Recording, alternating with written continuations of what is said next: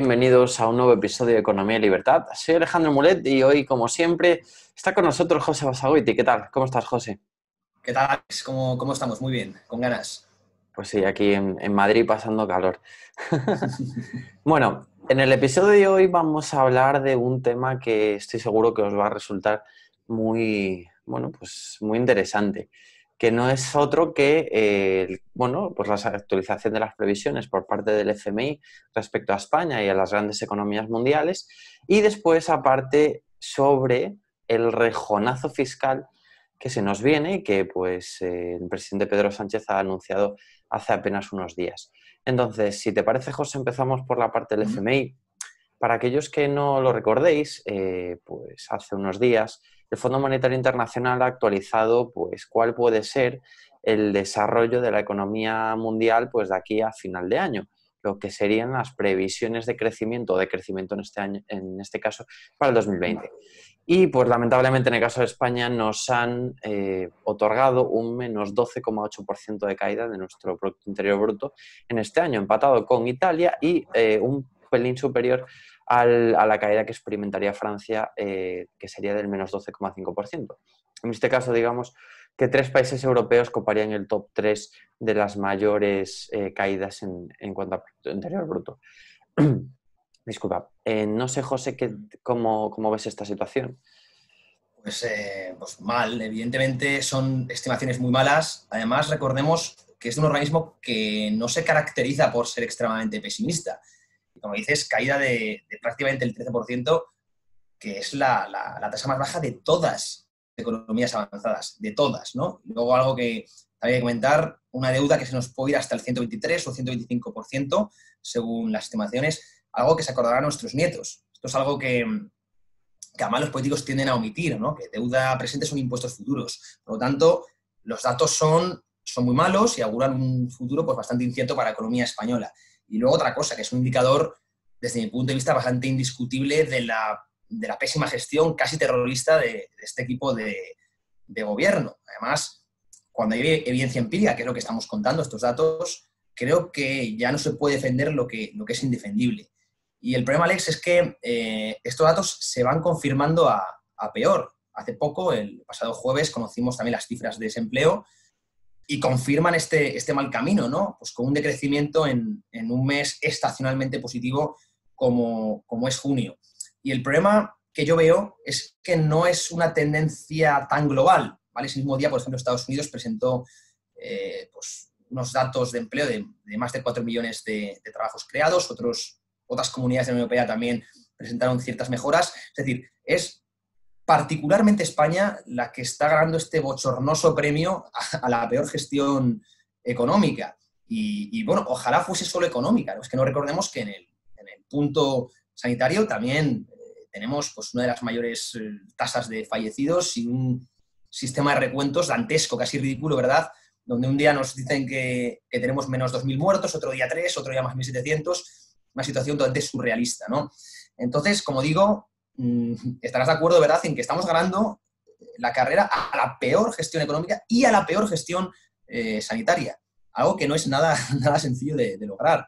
Por lo tanto, bueno, pues una vez más dependeremos de Europa, de este rescate, de este plan de rescate, donde España va a ser de los países más favorecidos, como ya sabrán nuestros espectadores, junto a Italia, y menos mal, ¿no?, porque yo estaba viendo ya riesgos reales de impagos, ¿no?, con todo este tema de los ERTES, también el ingreso mínimo vital. Entonces, digo menos mal, aunque, bueno, yo echo de menos muchísimo que España vuelva a hablar de tú a tú Europa y dejemos esa posición como de pedir limosna, ¿no? Es algo que de verdad echo mucho de menos, pero bueno, con estas dinámicas va a ser muy difícil salir de esta posición. Y bueno, ya para cerrar este bloque, decirte, Alex, que no se crea la gente que este plan de rescate va a ser la panacea, ¿no?, como ya hemos leído en muchos medios. Recordemos que otros planes de estímulo pasados, por ejemplo el plan Juncker o bueno, el QE de Mario Draghi, no llegaron en ningún caso a lograr esas ideas de crecimiento y de empleo que se estipulaban. De hecho, llevaron un poco a lo contrario, ¿no?, a este estancamiento en el que nos encontramos. Y hay algo muy indiscutible, creo yo, que es que si en esta década, en este entorno tan cómodo que hemos tenido, con buffet libre de crédito y además de crédito barato, con tipos a cero, tipos casi negativos, no hemos sido capaces de reducir la deuda, y ya no de reducir la deuda, sino no hemos sido capaces de reducir los agujeros estructurales. Creo que en España es muy evidente el caso de las pensiones. ¿Qué va a pasar, Alex, cuando el entorno no sea tan cómodo? Creo que la respuesta no la sabe nadie, pero desde luego inquieta. Sí, creo que respecto a este punto es importante hablar sobre el déficit que nos podemos encontrar este año. Según las estimaciones arrojadas por la AIREF, en este caso, Sí. el déficit ascendería a más del 10%, es decir, estamos hablando de más de 115.000 millones de euros este año. Recordemos que el déficit incluye tanto la parte de seguridad social como la parte del déficit estructural de las administraciones públicas. Obviamente, esto es un déficit brutal. Recordar que siempre que hablamos de déficit, hablamos del déficit respecto al PIB. Es decir, estamos hablando de que hay un agujero de 10 puntos de toda la producción de un año de la economía española.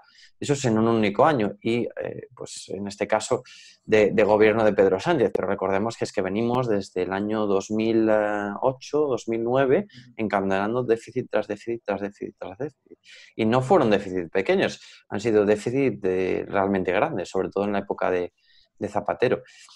Pero quizás, y a mí lo que más me preocupa respecto a estas previsiones del FMI es no tanto porque el FMI pueda pecar de conservador, que yo creo que hasta cierto punto bueno, pues va en parte con los mandatos del fondo, sino que esta situación a nivel de 2020 pues pueda ser pues de este menos 12, incluso pues pongámonos en un caso muy malo de un menos 15%.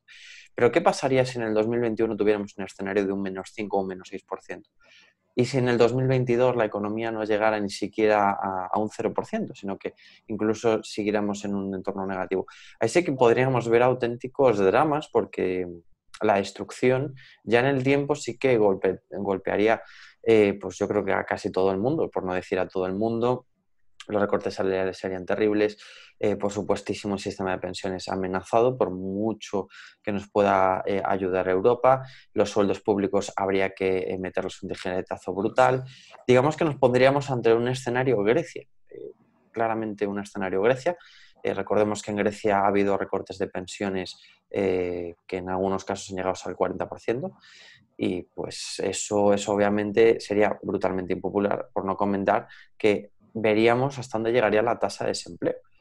Entonces, el entorno es brutalmente incierto y aparte hay un hándicap adicional que no sucedió en el 2008, que es que la recesión es global, afecta a todo el mundo, porque por desgracia pues el virus ha llegado a todos los puntos del globo y todas las economías más o menos se van a ver afectadas.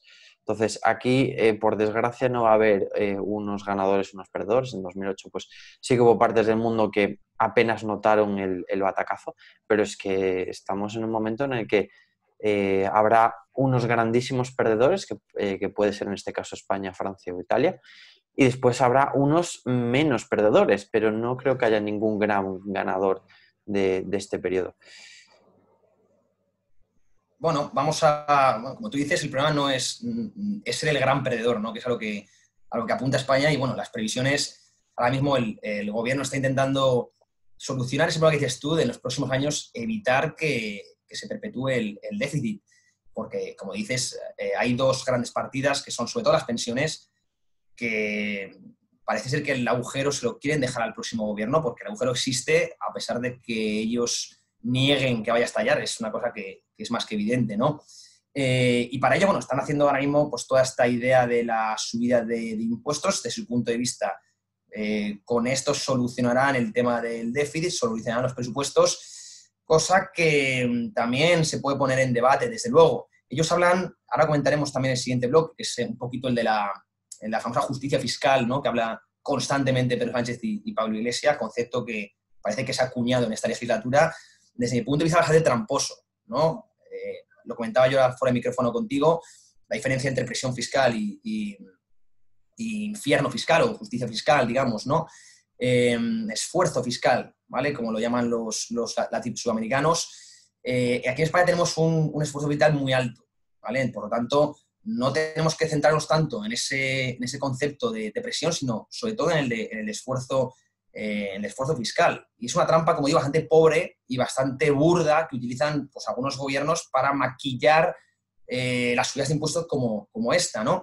Y crujir más al poco tejido productivo que queda, creo que es un disparate en los tiempos que corren. Es decir, como estamos recaudando menos y necesitamos recaudar más, al haber quebrado muchas empresas, al haber mucha gente en paro, tú que sigues trabajando vas a pagar los platos rotos, no vas a pagar por el resto. Bueno, es una carga, es una losa tremenda la que se está poniendo a la población activa que queda en España, que no es mucha. Estamos hablando de unos datos de empleo muy, muy tristes lo que tiene este país y nos acercamos a esa paradoja argentina que bien conoces, Alex, de que cada vez son menos trabajadores los que sostienen a más Estado, ¿no?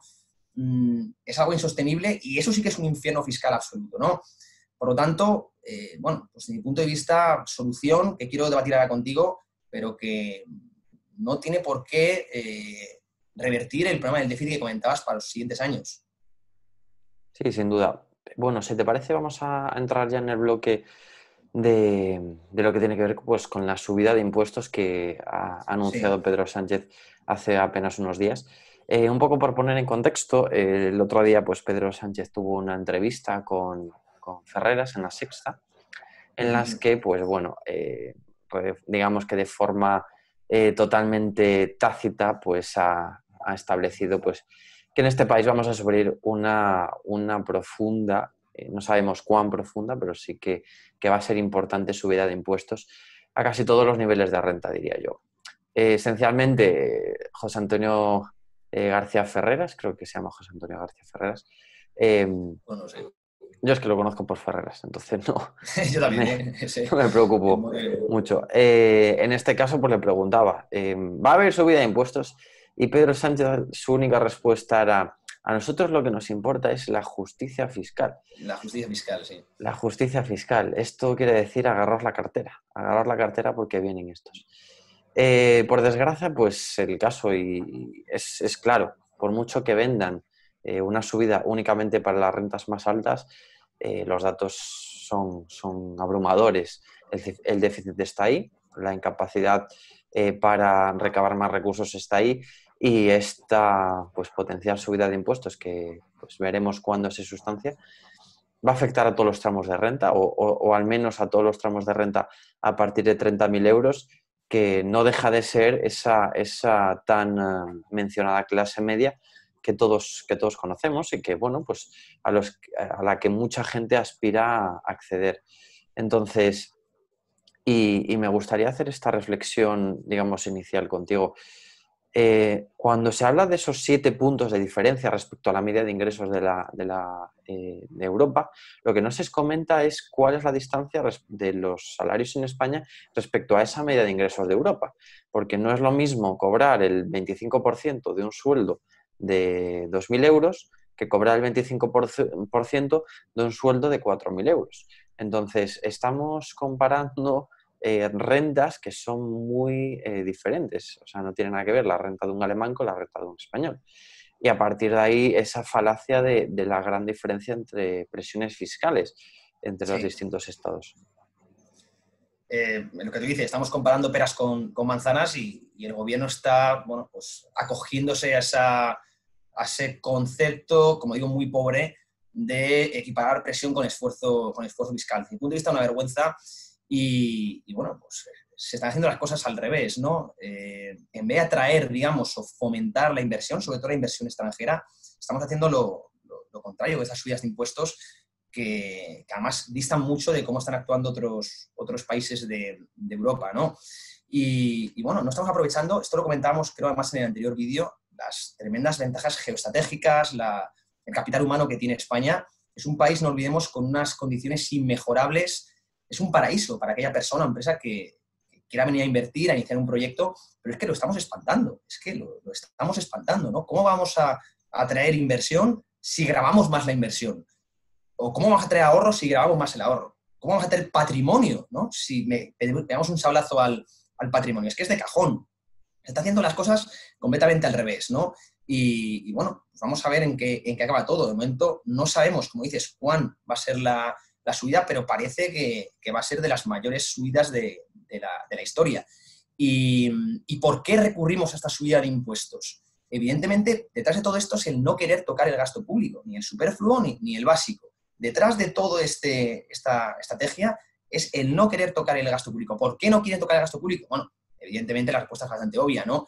Hay intereses electorales detrás, hay muchos votos que dependen de los privilegios que pueda conceder el gobierno a través de ese gasto público. Por lo tanto, se prefiere mantener presupuestos de bonanza, incluso extravagantes, diría yo, en tiempos de guerra. Y como dices, hemos sido el país que mayor déficit ha presentado y lo hace con un gobierno pues con el mayor número de ministerios, de altos cargos, de competencias, de administraciones de la historia. Es decir, es una responsabilidad tremenda. Estamos viendo que el déficit, Alex, no es cosa exclusivamente del gasto sanitario, que ese es el problema.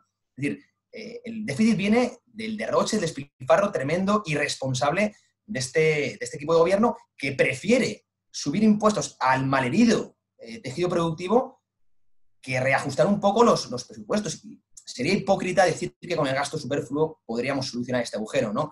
Es verdad que hay que acometer también recortes en gasto básico, que es, como dice, algo muy impopular, hay que hacerlo, ¿no? Pero desde luego empezar por alguna parte, ¿no?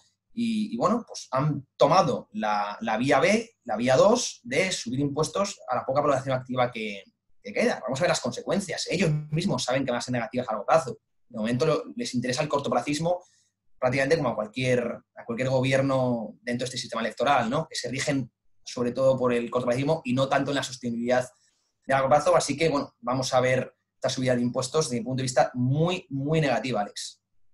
Sí, bueno, sin duda. Es decir, que no suban los impuestos nunca es bueno, nunca es bueno. Y menos en una época de recesión, veremos si no se convierte en depresión en los próximos años. Todo dependerá, obviamente, sí.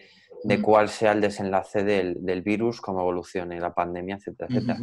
La cuestión, y que yo veo más crítica, es el aspecto de que las familias y la gente a la que se les vaya a subir el IRPF no van a tener en ningún caso pues una mejora en servicios, la sanidad, la educación, no. Es decir, es una subida de impuestos única y exclusivamente destinada a cubrir déficit. Es decir, tenemos una diferencia brutal entre ingresos del Estado y gastos del Estado.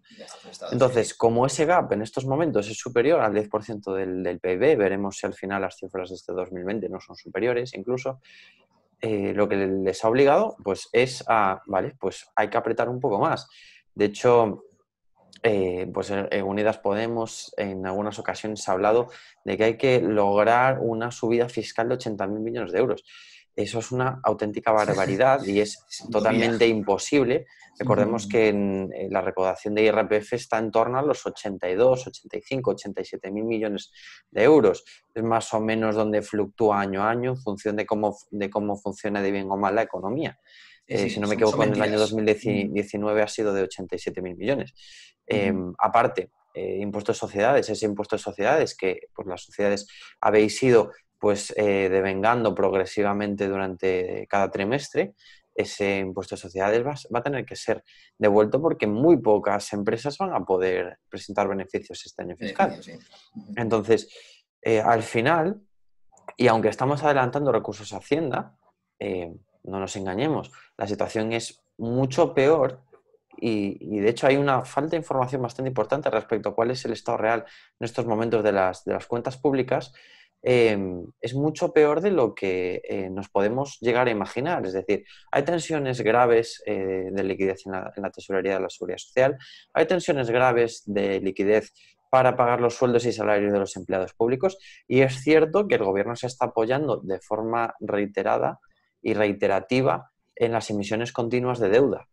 Deuda pues, que está pudiendo colocar con muy buena demanda, dicho sea de paso, pero que no deja de ser endeudarse para pagar gasto corriente puro y duro, es decir, para pagar nóminas, ya sea de funcionarios o de pensionistas, y pues para sostener su administración en funcionamiento.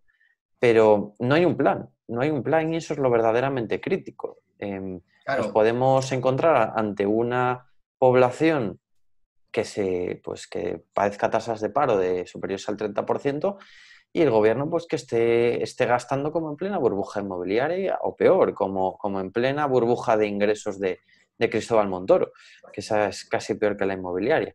La cuestión es que hay una auténtica desconexión entre los vicios del poder político, Sí. las aspiraciones de manda en plaza que pueda tener Pedro Sánchez y la realidad de lo que puede pagar el tejido productivo, de lo que puede pagar el contribuyente y lo que pueden afrontar las empresas. Corremos el riesgo real de fundir a la población para mantener una estructura de Estado que en estos momentos es insostenible. El problema es hasta cuándo crees que puede ir a esta situación, ¿no? Es decir, ¿cuándo podemos tensar la cuerda hasta que rompa la cuerda, digamos? Esto es hasta que Europa quiera, así de sencillo. Esto es hasta que Merkel bueno, Merkel en este caso le quedan 2 años, hasta probablemente quien sustituya a Merkel Y a Merkel, y sí. hasta que Macron o quien sustituya a Macron en 3 diga. Es decir, Sí. acabamos de ver hace nada que en las municipales francesas el partido de Macron se ha pegado un Sí, sonoro un tortazo. guantazo. Es decir, exacto. Es decir, y no olvidemos, porque es muy importante, Francia no repite presidente ni primer ministro desde la época de Chirac. Es decir, estamos hablando de inicios del siglo XXI. No es el caso de Alemania, obviamente. Merkel lleva, si no me equivoco, 3 mayorías seguidas, es decir, ha podido formar gobierno durante más de una década, casi acercándose a los 3 Sí. lustros de mandato, pero es que el caso alemán, bueno, perdón, el caso alemán, si no me equivoco, tienen elecciones en 2021, son 2 años lo que les queda. Pero bueno, es decir, 2021, 2022 las francesas, al final, es decir, estamos en plena cuenta atrás. La El caso es economía que española no tiene los mimbres para crecer con fortaleza y no. recuperarse en una situación como esta en 2021-2022. Y eso es lo grave. Nos podemos cargar el sector turístico, nos podemos cargar buena parte del comercio y la demanda interna con una subida de impuestos, ¿dónde va a quedar? Porque es que yo no la veo por ningún lado. El caso es que estamos hablando una vez más de recurrir a Europa y lo que te decía al principio del vídeo, ¿verdad? ¿Cuándo vamos a dejar de, entre comillas, pedir limosna y empezar de nuevo a hablar de tú a tú a nuestros socios europeos? Que es una auténtica pena a lo que ha derivado este país, ¿no? Y como digo, estas dinámicas no van a cambiar la situación, ni mucho menos. Y una cosa, un poco que lo veo yo, hipocresía de este gobierno, que no sé si lo recordarás que antes de que estallara la crisis del coronavirus, la pandemia, este propio gobierno quería bajar el IVA al cine, a la cultura, incluso a algunos productos básicos, porque ellos mismos sabían que grabar esos productos tenía un impacto negativo sobre sus propios productos. Y ahora que necesitamos más que nunca empresas, necesitamos renta, necesitamos ahorros, le quieren agravar todavía más los impuestos a esas partidas. Es que no tiene ningún sentido, porque si ellos mismos saben que tiene un impacto negativo en lo que les interesa antes de la pandemia, ahora sabrán que va a tener un impacto negativo, ojo, a largo plazo, en estas partidas. Pero les da igual, repito que es que les da igual. Ellos prefieren su propaganda, su llamada justicia fiscal y que el agujero se lo coma el próximo partido, que es lo que va a suceder. Va a haber un tremendo desequilibrio estructural al próximo equipo de gobierno que coja esta situación. Es una lástima. Sí, o sea, mucho me temo que al final el gobierno que mucho vendió esa bajada de impuestos a la cultura, Sí, incluso a ciertos productos femeninos, etcétera, etcétera. sí, sí, sí. Pero ahora en estos momentos que necesitamos más que nunca pues tener las mascarillas con el IVA súper reducido, Sí, el y votar en gel contra, sí, sí. hidroalcohólico, aspectos Sí, básicos para nuestro día a día hoy en día, porque bueno, igual que llevas el móvil en el bolsillo o igual que puedes llevar, pues no sé, una barra de pan para comer, necesitas llevar la mascarilla puesta. Entonces, sí, esos son productos básicos hoy para nosotros.